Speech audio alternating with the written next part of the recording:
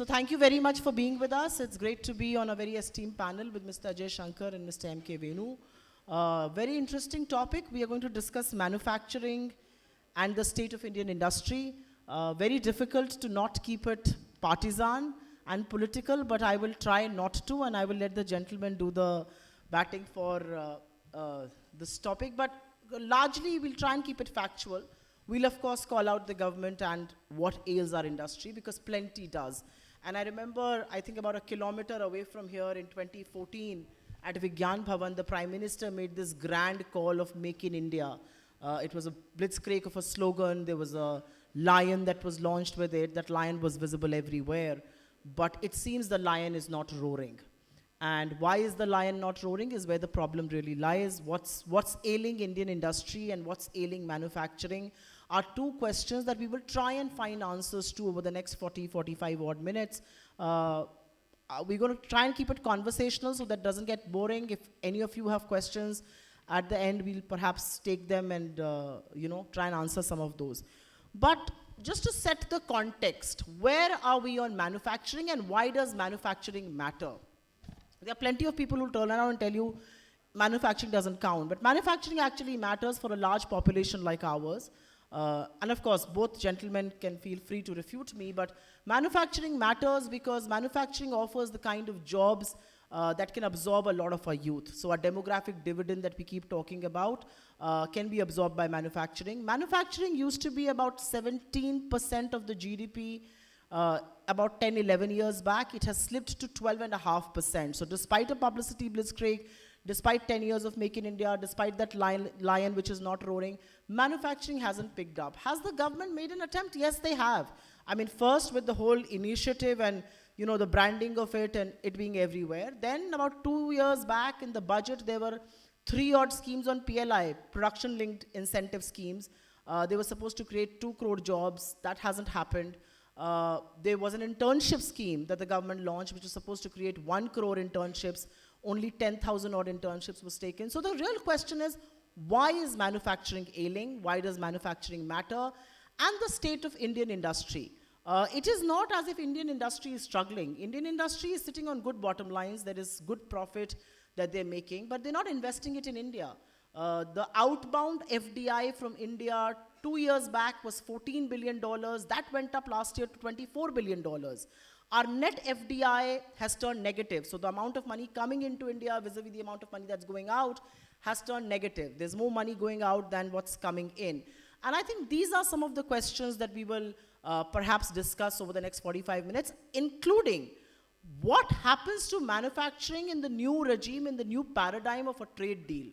It seems to have spelled, I mean, that's really the elephant in the room, because the new trade deal is a body blow to manufacturing, and any plans that the government has for our engines to roar, not happening. So I think over the next 45 odd minutes, we'll discuss all of that. But let's begin by first laying the context, and we'll start with you, Venu, if that's your mic. So I think let's start with this one question.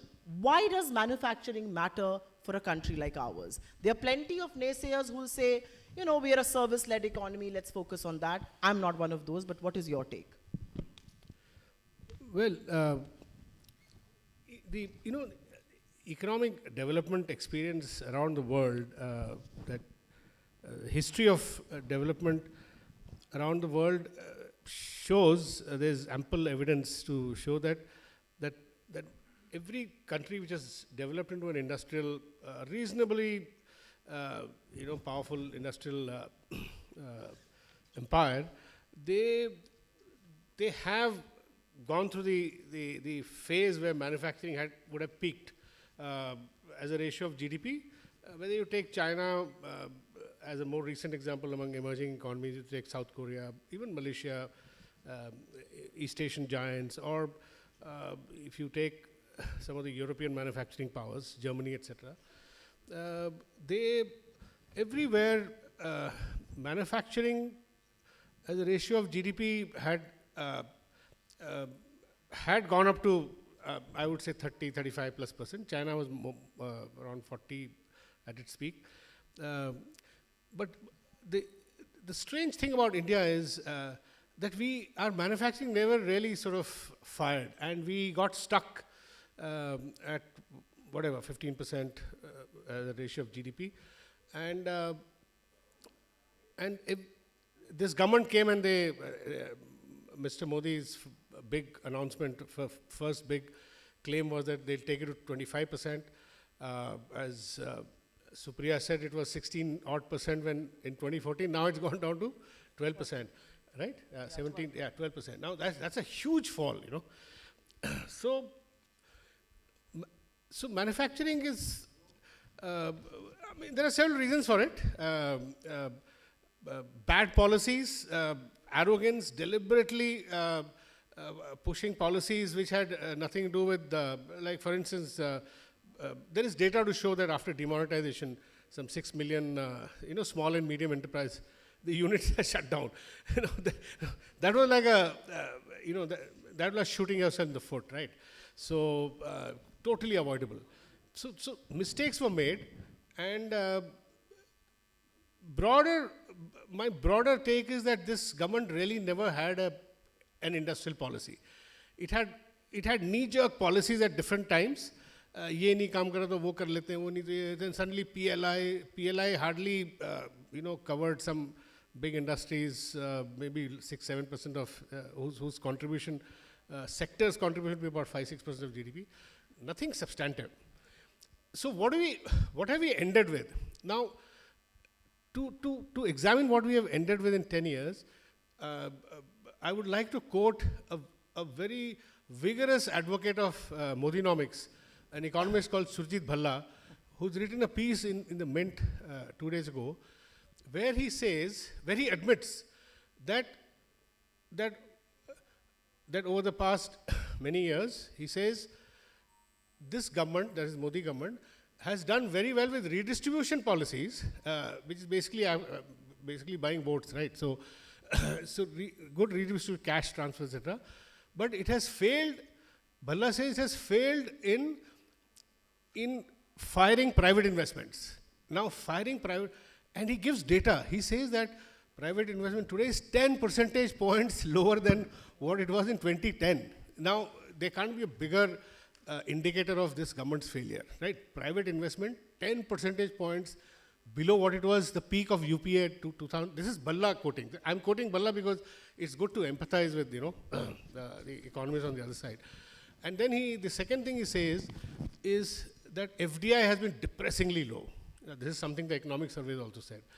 Now, if you take this private investment not, firing at all, that tells you the story of what has happened to Indian manufacturing. Because most of these, they have been FDI or some investment services. Now, services in India operates independent of any government.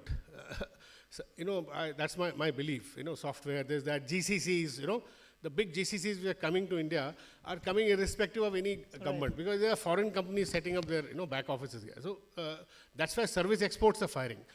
Now, as a proxy for manufacturing, the merchandise exports have stagnated for the last 10-15 years. This is something that even well-known economists like Shankaracharya have also written in Business Standard. Right. So, manufacturing has stagnated, merchandise exports have stagnated, private investments 10 percentage points below 2010 peak. So we have I've been covering the economy from 1991. I've seen the various business cycles since 1991. From even before that, but I'm taking 1991 because it's a good cutoff point to I have never, in my experience, I've never seen a business cycle not reviving in 11 years.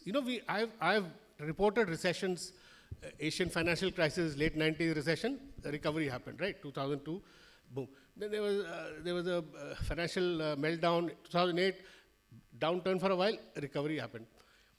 But Prime Minister Modinomics, to Modinomics goes the credit of 11 years of policy making where business cycle has not improved, So that gives me a good leeway into this, and I'm going to come back to you and start this point. And Mr. Shankar, if I can just request you to have the mic. I think what Venu says really hits the nail on its head. The fact that private investment, or for that matter foreign investment, which is FDI and private is the gross fixed capital formation, both those indicators red flagging essentially means that there is no faith that people have in policy making that's happening.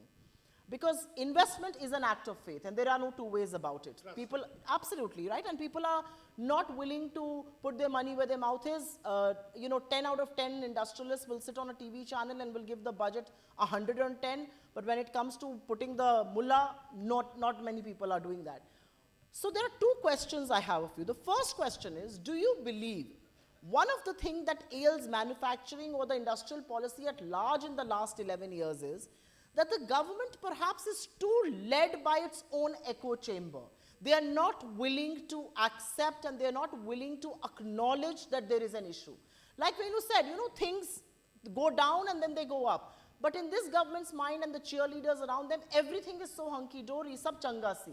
And the second question I want to ask you is that, do you believe we have been making incremental moves when the time actually requires us to make a structural reset? I'll ask you that question and then I need to dive into the trade policy and what does that mean for us. The answer to your first question is very straightforward. Yeah. If you start believing your own propaganda or PR, then you run into serious problems. The answer to the second question, I would say, is a little stronger.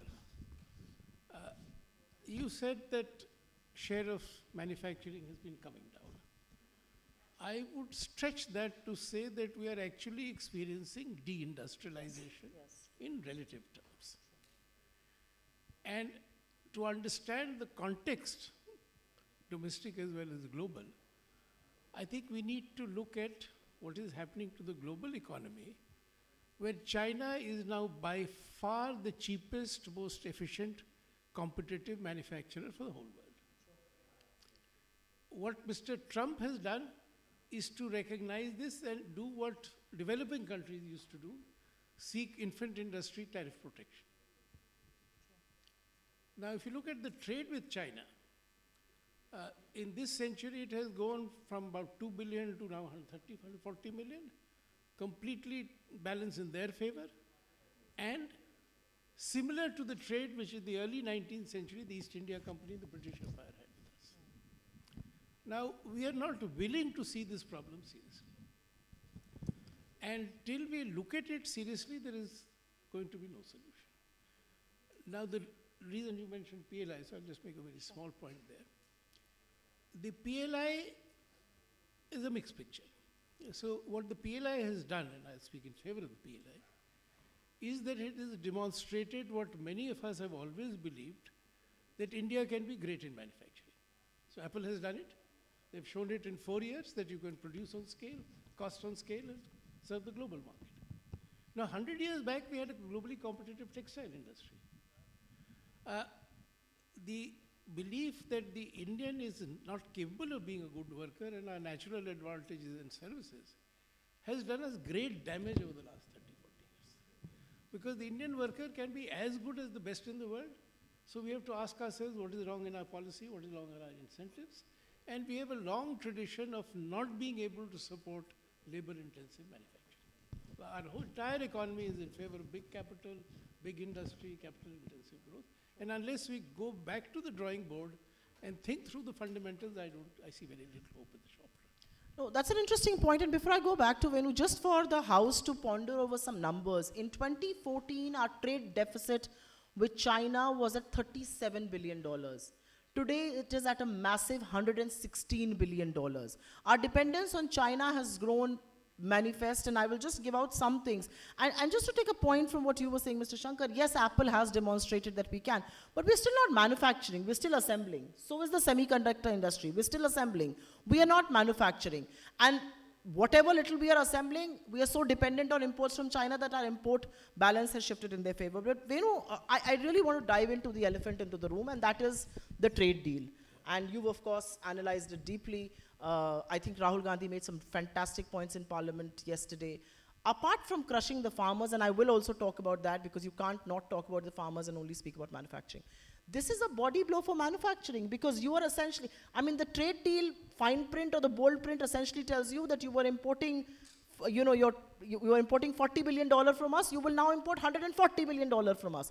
How is our domestic industry ever going to compete with that? Yeah, I think they've not thought this through. This is clearly, this deal has been struck under tremendous coercion. I don't know what the reasons could be. I could tell you too, but I won't. Yeah. I'm astonished at Piyush Goyal's some of his statements. One statement is, somebody asked him, some TV anchor, you're suddenly increasing your imports from US to $500 billion next 5 years, which will be 100 billion every year, starting from first year. And at the moment, only imports, total imports from US merchandise is only 45 billion. What will you import? So he goes, we have requirement of 1.3 trillion worth of ICT imports. ICT is information communication technology. So, there's enough scope.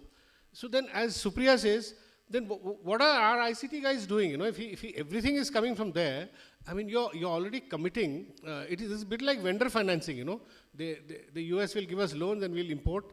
And so I've written a piece today where I've said this is a journey from Vishwaguru to vassal, Vishwa vassalhood. You know, so there is no. So what is the industrial policy? So the next question is, as Supriya said, okay, मान लिया चलो US से तुम ये सब होगा. So how will you set up your manufacturing base within this framework in the US in the next 5 years, India-US deal? Because everything you are importing from there, defense you are importing, energy. Number one, how is Piyush Goyal giving an undertaking on behalf of the entire private sector that they will import only from the US? See, government can import defense, government can import something, energy, etc. But most of the imports are done by private sector. That also I could not understand. That how is he giving an undertaking on behalf of the private sector that all these imports will be done? They will import from US. Private sector may find EU or China or South Korea or Japan more competitive in terms of pricing, because the Americans are selling everything at a much higher. Cost of shipping and all yeah, the cost of shipping. I know a shipping entrepreneur who yesterday told me, one of the large shipping, he says that bringing things, gas, etc. from there to India, compared to, say, bringing from the Middle East, he says there is 40 days it takes from US to here, and here it takes 7 days. And he says that you see the difference in the, So I don't know what kind of costing we are going into, what kind of assurances, in what way will all these imports come from US, oil, gas, energy, blah, blah, blah. It's even agriculture, It really beats me. I don't understand what sort of industrial policy will frame this deal. Simply because you can't make an industrial policy with Trump around, because things change. Trump is like a moving target, right? So within 2 days, Bangladesh got a deal. Suddenly Indian textiles became totally non-competitive vis-a-vis Bangladesh. Because 18%, Bangladesh can now push their textiles at zero duty, both man-made fiber and cost, and India will pay 18%. So there you go. So now, how do you work in this sort of framework, right? So this is my big concern. And Russian oil imports. If Russia is giving us a 10% discount, suppose in future the Ukraine war finishes and Russia says, okay, 20% discount. Now, today China will take all their, whatever India brings down, imports from China, from Russia, China will, pick it up, and China will gain from it. So how do you, isn't that cost thing, the Russian cheap, doesn't it sort of, is India so rich that we should, for the sake of some long-term strategic so-called thing with the US, we keep paying higher costs for everything. And defense, I've spoken to some defense expert. Defense manufacturing in India, these guys claim that it's now picking up, etc., domestic Atmanirbharta, defense is part of. And then it's only Russians who are helping the Atmanirbharta in India, Americans have not helped any Atmanirbharta. The BrahMos is a joint venture with Russia, which is now, rest of the world wants to import from, buy from India, the BrahMos missile. So what is the industrial policy in regard to defense? One doesn't know. If Trump forces you to buy F-35s, fighter aircraft, the fifth generation Russian Su-57 is one-third the cost of the American F-35. Elon Musk himself has rejected F-35 as a bad whatever. Fuddy-duddy aircraft. Yeah. So I mean, I'm just astonished at the way Piyush Goyal and the others speak. And last point, somebody asked Piyush Goyal, you've done a trade negotiation. Have you got any stable visa, discuss any stable H-1B visa offer from Trump? He said, no, that is not part of the thing. Then he said, H-1B visa has no significance now. Now, I don't know how he's saying that H-1B visa has no significance, you know. No, I just think on the trade policy, and just again for the consumption of the house here, it was almost like passing the parcel. Piyush Goyal said, I know nothing about Russian oil, ask the foreign minister. The foreign minister quips and says, I'm not following it very closely, please speak to the commerce ministry. This when he was in Washington 2 days after the deal was signed. So it's really been a lot of facts and figures are not adding up. But I will take the same question on the deal to you, sir. And I want to just, for a little bit more time, speak about textile. I mean, Venu laid the large framework, Mr. Shankar, but I want to speak to you about textiles. So just, I'm sure all of you know, but just to spell it out really, we have an 18% tariff. They did a deal with Bangladesh with a 19% tariff on their textile garments and things like that. But there is a zero access clause, and that clause says that if you import cotton and yarn from America, if you use that cotton, then your eventual tariff will be zero. So we will be competing with an 18% tariff and a 0% tariff. That's one whammy. A double whammy for our exporters and a double whammy for our farmers, because Bangladesh is a big buyer of Indian cotton and yarn and all of that. Given how job intensive the textile sector is, and of course you'll touch upon more points, but I want to specifically begin by asking you on how big the threat is this for Indian textile? And also to, perhaps I want you to step a little back and, when the whole US-China trade war happened in Trump point one, the work from China did not come to India. It went to smaller economies like a Bangladesh and a Vietnam. So we have far many more competitors and a far uneven platform to compete on. I will link the answer to this question to the earlier point was, why is Indian business not investing? Why are foreigners not investing? Now, investment takes place when you look at the risk and return matrix, and on balance, you see good returns. Modest returns or good returns. Now, the question to ask, and which is not being asked and not debated, is that why is investment in India not appearing attractive to either Indian business or foreigners? And the interesting thing I want to add here is, if we were growing at 8%, people would give their left arms to invest here. So either that number doesn't add up or something that you're going to say next. Now the reason why people don't invest in India is because we have only addressed what is a very minor part of what goes into a businessman's calculation, and which is ease of doing business.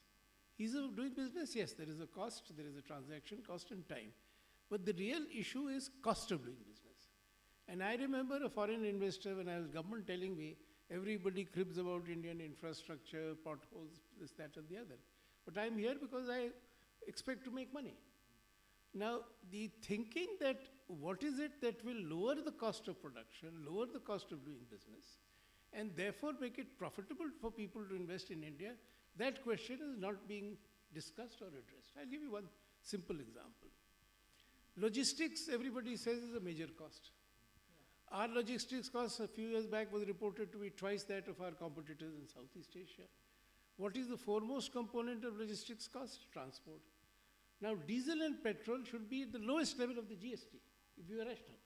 But they are not even in GST, they're over 50%. Now, the US took 100 years and debated and said interstate highways will not be toll roads. We were persuaded we'll build only toll roads. Adds to the cost. When the Electricity Act of 2003 was made, the idea was cross-subsidy would go and industry would get electricity at reasonable rates. Cross-subsidy remains today where it was 20 years back. So there is an unwillingness in the Indian elite to look at hard facts and the cost of doing business and address it bluntly. Until we do that, we'll get nowhere. Now, you mentioned PLI. Now, the underlying concept of PLI was that there is a cost disadvantage to manufacturing in India. And so we'll make good that cost disadvantage by giving Apple so much money if you invest so much and produce so much. Now, why? Subsidy, right? It's a cash subsidy, it's a cash grant. So why not address the entire business or issue of a higher cost? Why choose a few firms and give them money and leave the others out of business? It's not fair or not transparent, not competitive enough. So till we get back to looking at what drives investment, we will get nowhere. And I again repeat that till we look at the trade with China and want to make up our minds of the kind of industrial policy we will adopt to succeed in value addition textiles, we will not, in value addition and job creation, we will not succeed. And textiles is a very good example. When the WTO was happening, there used to be a quota regime. The Chinese had 6 times our quota in the US. For geopolitical reasons, Nixon, the China tilt. Now, our WTO negotiators struggled hard to get rid of the quotas, and the final trade-off was that we will take 10 years to give patent protection for medicines, and they will take 10 years to phase out quotas. Now, these quotas disappeared in 2004. The expectation was that we will flood the global market. Our share in global textiles is the same as it was in the last 20 years. It hasn't grown. The Chinese share is 5 times ours, their wages are 5 times ours. So we have to look inwards at productivity and costs which we don't want to do. Until we do that, we can look at all kinds of other factors which are responsible for our poor performance, but I'm not seeing any real light at the end of the tunnel. And again, on textiles, I would make one final point. A country which has so much excess, so many young people wanting jobs, our policy should be that we will export only finished products. We will not export cotton, we will not export fiber, we will not import fabric. And we will import synthetic fabric the way Bangladesh does. We will make garments and sell to the whole world. Our real wages in Bihar and Bengal are as lower than Bangladesh because the per capita income has gone up. But that's a structural problem which we have to look at, and somehow with all the lip service to job creation and labor intensive manufacturing policy, and the elite is not really addressing that seriously. I would like to, just for the benefit of people sitting here and those who will watch this, I remember the Micron facility of semiconductor that was coming up, $2.75 billion worth of investment, 50% was supposed to come from the center, 20% from Gujarat government. Micron had to basically invest about $825 million, $2 billion from the government, which is the taxpayers' money. It boils down to 5,000 jobs. So for 5,000 jobs, we were willing to spend $400,000 for each job, which is 3.2 crore for each job. Do you also believe that somewhere the debate within the government is very misplaced? I mean, it's great to have Apple, it's great to have Micron, but at what cost? Where is basic manufacturing? And the reason why I ask you this question, and I thought I'll take this up front with you, is because we need to connect it with our people. Manufacturing employment fell from 51 million to 35 million as far as people are concerned. Graduate unemployment in this country is close to 30%. So instead of focusing on, I hate to use the word low-level manufacturing, but mass-scale manufacturing, you are talking about assembly plants where you're creating jobs at the cost of 3.2 crore per job. I mean, what common sense does it make? Or does it just make for a good headline? Yeah, actually, I've also wondered why India is so eager to go into semiconductor chips, etc. For the simple reason that I have spoken to some, industry leaders who privately they say that today in this whole rush of nationalization or deglobalization and every other country trying to sort of trying to create its own semiconductor, India is also joining the bandwagon, and there is a view that India should not invest so much, and the government should not, as Supriya said, invest such huge amounts in semiconductor with so low employment potential, because if every other country, now Taiwan today is a big semiconductor power, Japan does, a time, if every country starts doing this, then there will be oversupply in the, there will be global oversupply, and it doesn't make sense for India to sort of, participate in this bhed-chal, simply because semiconductor is very, very energy and water intensive, and both, in India has problems with both. And we can probably, look at semiconductor design plants, some part of the, supply chain, but we should not go into, chips manufacturing, etc., on a big scale. I have the same issue with data centers. Data centers are also very, very heavily energy intensive. Now, how much is there a policy? Now, I have self-doubts. I don't have any very certain answers to all this. But is this government trying to debate all this? Debate with the opposition, debate it in parliament, debate it with experts? Is it creating some kind of bipartisan kind of Debate is a very dirty word in New Delhi. So I can tell you just that. one day they'll wake up and say, okay, we are giving Vedanta some 50,000 crore of whatever, there was a huge subsidy. Then Vedanta, after 1 year, Vedanta said, no, we don't have a partner who can pull this off. Then idhar udhar ghoom ke, then they go to Tatas. And Tatas, for some reason, they just, whatever these governments say, they have agreed to do, So that's how these guys work. There is no, I don't think there is any system that they follow, And really, it's a very, if you have an industrial policy where employment is the focus, then all these things you have to define. If you're spending 1 lakh crore, what is the employment that it's producing? If you're spending, so much, and what's the employment? So I think that's the way to go. But for that, we need an industrial policy. Yeah. I just want to point out how policy making is happening in New Delhi, and I'm sorry, I'm going to wear my partisan hat. When Mr. Goyal was the Minister for Railways, briefly, he said 15 lakh new jobs are coming.